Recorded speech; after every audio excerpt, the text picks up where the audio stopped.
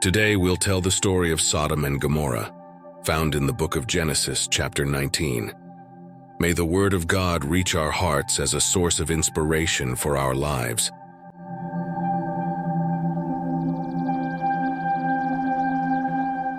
In the twilight, as shadows began to stretch over Sodom, two angels descended to the city. Their divine eyes rested upon Lot, who at the city's entrance discerned their celestial nature. Hastily, Lot approached and bowed before them, acknowledging the celestial presence. "I am your humble servant. Allow me to take you to my house where you can rest. I will wash your feet and provide a place for you to spend the night. At dawn, I will wake you so you can continue on your way," pleaded Lot. The angels, however, hesitated and considered. "No, we will spend the night here in the city square." Lot, moved by pious fear, insisted, "Oh no, my lords, you must come with me right now. Please follow me." He led them to his dwelling, where his family promptly prepared a meal for the celestial visitors. While preparations for rest were underway, an evil group gathered outside. Men, young and old, all the city's inhabitants, surrounded Lot's house and loudly demanded, "Lot, hand over the men who are in your house. We want to lie with them." Evil loomed in the shadows of Sodom, threatening to engulf the present sanctity. Lot, aware of the imminent danger, stood firm in the face of the turmoil unfolding on the dark horizon. Confronting the fury of the group outside his door, Lot quickly shut it, isolating himself in the darkness that rose beyond. With courage driven by a sense of justice, he addressed the crowd clamoring for evil. "Please, my brothers, do not commit this wickedness. These men are guests in my house. Instead of them, take my two daughters. They are virgins. Do whatever you want with them, but do not touch these men," pleaded Lot, offering a desperate act to protect his celestial guests. The crowd, in its growing rage, responded with hostility. "Get out of the way. Who do you think you are, our judge?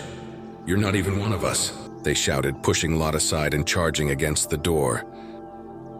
So the angels, silent witnesses to human depravity, took action.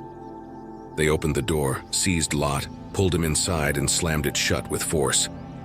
In a divine act, they caused blindness to all the men outside, dispersing the confused crowd in their quest for darkness. Lot, still stunned by the tension of that night, faced the angels whose divine presence lingered over him. Their words, laden with an apocalyptic warning, echoed in the darkness that enveloped Sodom. "We are here to destroy this city.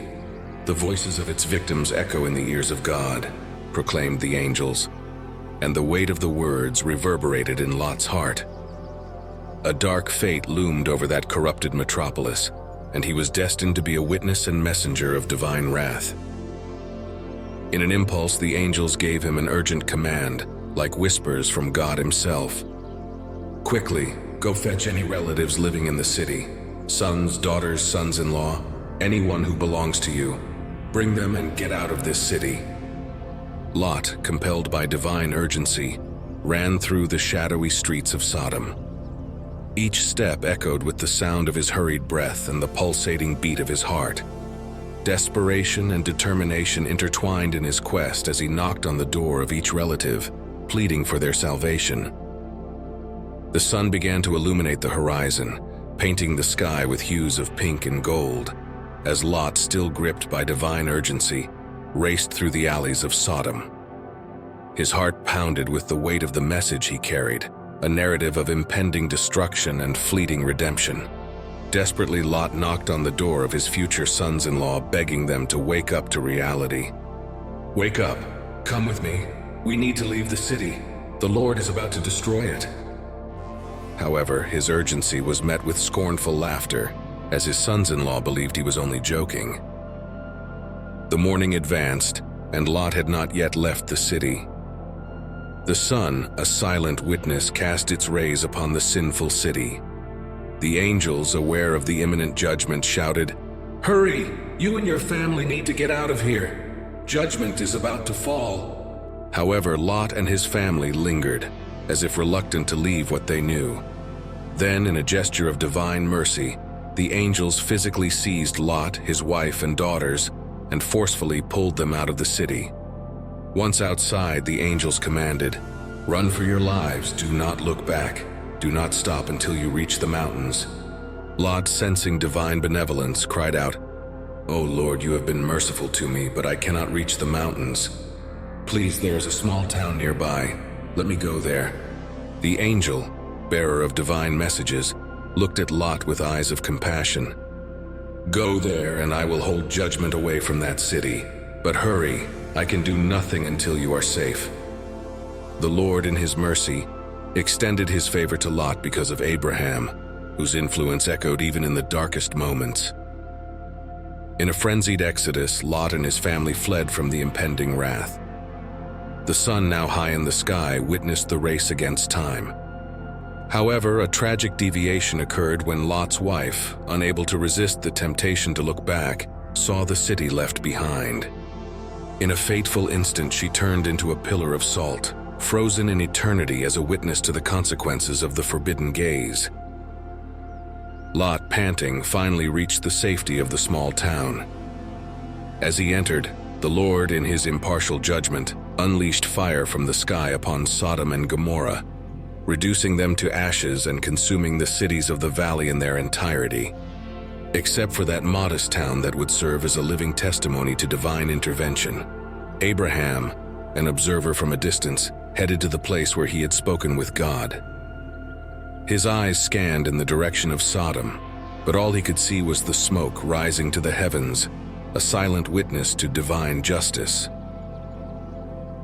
After the destruction of Sodom, Lot and his 2 daughters fled the small town where they lived, fearing what fate had in store for them. The winding path led them to the mountains, where they found shelter in a cave isolated from the outside world. In the silence of the mountains, Lot's daughters shared their concerns about the future. "Our father is getting old, and we have no hope of finding husbands and forming families. It is up to us to preserve our father's lineage for future generations. I have a plan. Let's intoxicate our father until he no longer knows what he is doing, and let's lie with him." Agreeing with the proposal, the sisters carried out the plan that night.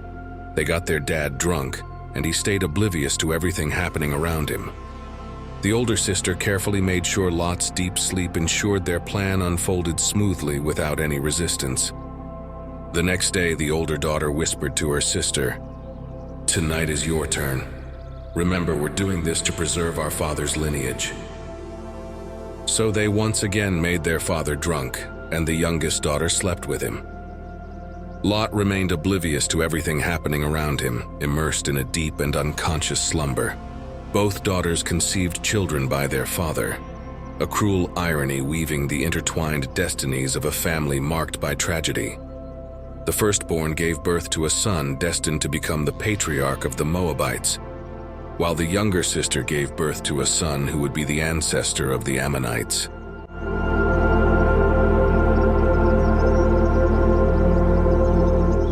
This is the 5th part of a 7-part series where we will narrate the biblical story of Abraham and his family.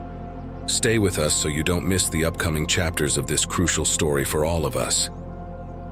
If you're not subscribed to our channel yet, click the subscribe button and become part of our community.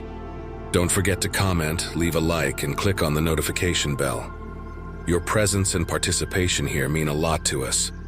And if you missed the previous episodes, we have a complete playlist with all the videos in chronological order. Today, I want to share a verse found in the book of Genesis, chapter 19, verse 17.